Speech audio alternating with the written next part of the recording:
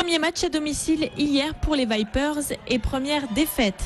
À la patinoire Vegapolis, l'équipe de hockey de Montpellier s'est inclinée au terme d'une rencontre serrée face aux Basques d'Anglet. Le match s'est terminé au pénalty, 2 tirs au but à 1. C'est sûr que quand tu joues, tu veux toujours la victoire. C'est sûr que c'est plate de la perdre comme ça en pénalty, mais je crois qu'il y a des points positifs. On a eu un point. Alors au moins, il faut bâtir aussi là-dessus pour le prochain match. C'est sûr qu'il y a un peu de déception. Déception dans les rangs des joueurs, mais les Montpelliérains n'ont pas démérité. Ils sont menés au score dès la 10e minute et ratent plusieurs occasions. Ils recollent finalement au score au début du deuxième tiers-temps. Le défenseur Lionel Simon, assisté de l'attaquant Kevin Hamon, prennent à revers la défense des Basques, un but partout.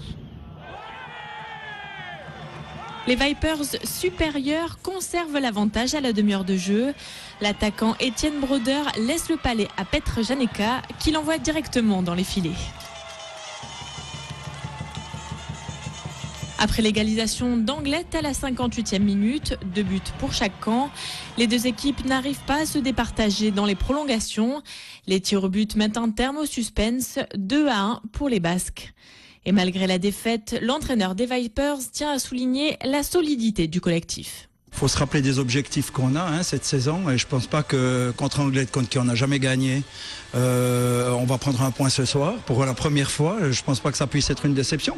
Les circonstances font qu'on peut être déçu durant 2 minutes, mais si on fait le bilan du match, on a vu qu'on était dans le temps pour jouer quelque chose cette saison et moi ça me suffit en tous les cas ce soir. Même si au terme de cette rencontre à suspense, pas de victoire. Pour cette deuxième journée de Division 1, les Vipers ont fait preuve de ténacité. Peut-être un bon présage pour la suite du championnat.